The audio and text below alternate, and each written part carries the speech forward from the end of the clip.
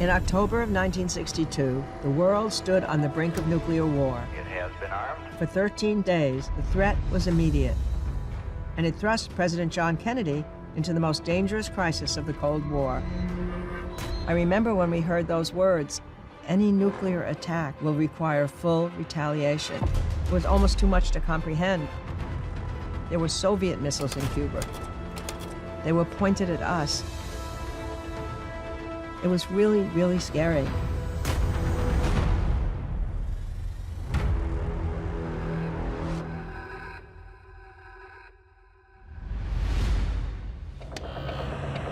Cuba has just gone through a violent upheaval. The Batista government is out. The real revolution is about to begin.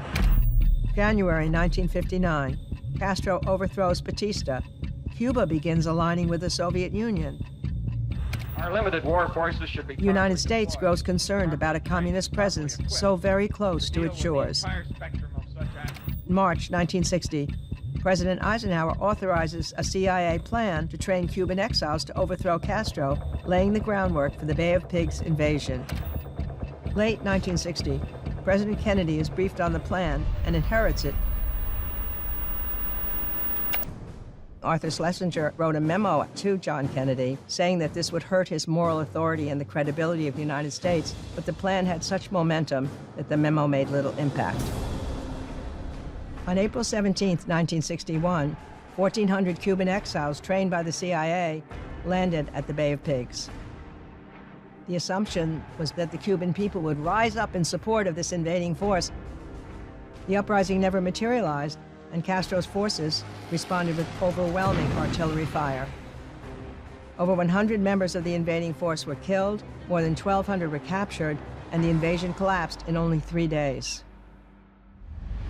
In the days that followed, Kennedy walked around the White House saying, "How did I ever let it happen? How could I have been so stupid? I know better than to let experts advise me like this." Jackie Kennedy later told the story that the president wept. He just said he kept thinking about the fate of the Cuban exiles. They would end up in jail because of the decisions that he had made. The fiasco emboldened Cuba to grow closer to the Soviet Union. At the same time, Khrushchev interpreted as a sign of Kennedy's weakness and his inexperience in foreign affairs, and emboldened him to set up the missiles in Cuba. The most important thing about the Bay of Pigs was that it taught Kennedy a series of lessons. He saw the dangers of groupthink. He realized he'd relied much too much on military experts, and he knew he had to broaden his inner decision-making structure so there'd be people there who could argue with him and question his assumptions.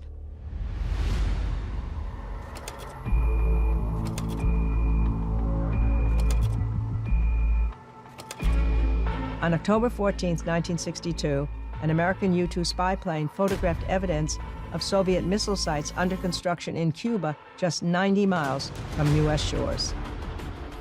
The discovery prompted enormous fear in Washington of a nuclear attack and led to the 13-day confrontation known as the Cuban Missile Crisis, considered the most dangerous moment of the Cold War.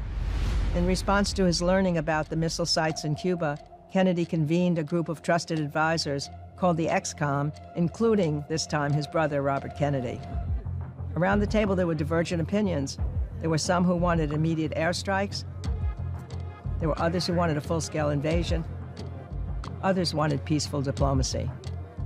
You know, had he chosen airstrikes followed by a full-scale invasion, Kennedy recognized it could have led to a world war with the Soviet Union, with allies on either side, leading possibly to a nuclear confrontation. Kennedy chose a much more measured path. On October 22nd, he announced a naval quarantine of Cuba. He used the word quarantine rather than blockade because blockade had a specific meaning in international law, and he thought that quarantine would open him more to peaceful negotiations in the future. So the U.S. warships took up positions in the Caribbean, ready to stop any Soviet ships that were coming in with more cargo to continue building the missile sites within Cuba. Minus 10, 9. It's hard to imagine how scary this time period was. It has been armed. Everyday Americans were racked with fear about the possibility of nuclear war.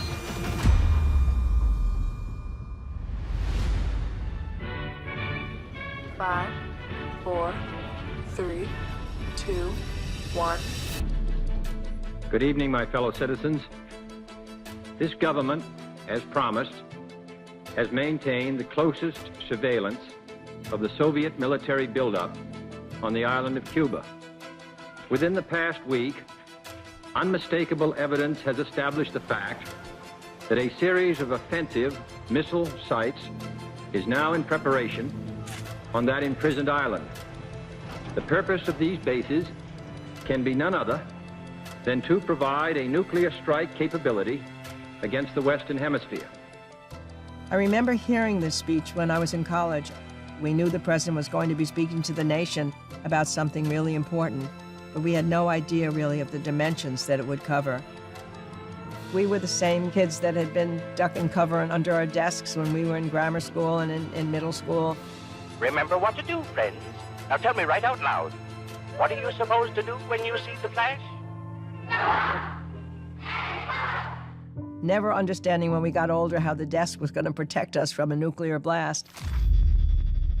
What made the speech so dramatic was that none of us at that time even knew there were missiles in Cuba, much less that there were nuclear missiles in Cuba, much less that they were pointed at us, much less that we'd be on the brink of potential nuclear war and the destruction of the world. That's what made that speech so powerful, so dramatic, so scary, so urgent, and created such panic on the part of all of us. When you look at this moment of John Kennedy sitting at the desk, and he's facing more cameras than I can imagine would normally be crowded into that Oval Office, knowing what he has to say, knowing the decisions that he is making, knowing the consequences of those decisions, just can't imagine the pressures that were on him at that moment. And yet he delivered it with a calmness, with a sense of its importance, without minimizing what the dangers were. Kennedy portrayed the missiles as an intolerable threat to U.S. national security, but at the same time he signaled that he sought peace, not conquest. Hour by hour, breaking news would break in, all this playing out in front of our very eyes in real time. It wasn't just a U.S. event, it was global, people watching all over the world, and the Soviet Union depicting their own narrative of a protection of socialism against American imperialism, so that everybody's watching this at the same time. What we were witnessing was a dramatic narrative, who would blink first. Even as the quarantine deepened, Kennedy and Khrushchev kept secret negotiations going through back channels, through letters to one another. There were 2 different letters that came from Khrushchev. One was conciliatory, talking about the fact that perhaps there could be an agreement if Kennedy would remove the missiles that were in Turkey, but then he sent a later defiant letter saying that the freedom of seas was being violated, and if we tried to stop their ships, then they would have to take action against us. Kennedy wisely decided just to respond to the conciliatory letter and talked about a possible agreement. The United States would remove the missiles that were in Turkey, and that would remain secret for a period of time. We would declare that we would not invade Cuba if they in turn would remove their missiles from Cuba. And that was the agreement that was ultimately reached. Our goal is not the victory of might, but the vindication of right. The crisis ended on October 28, 1962, 13 days after it began.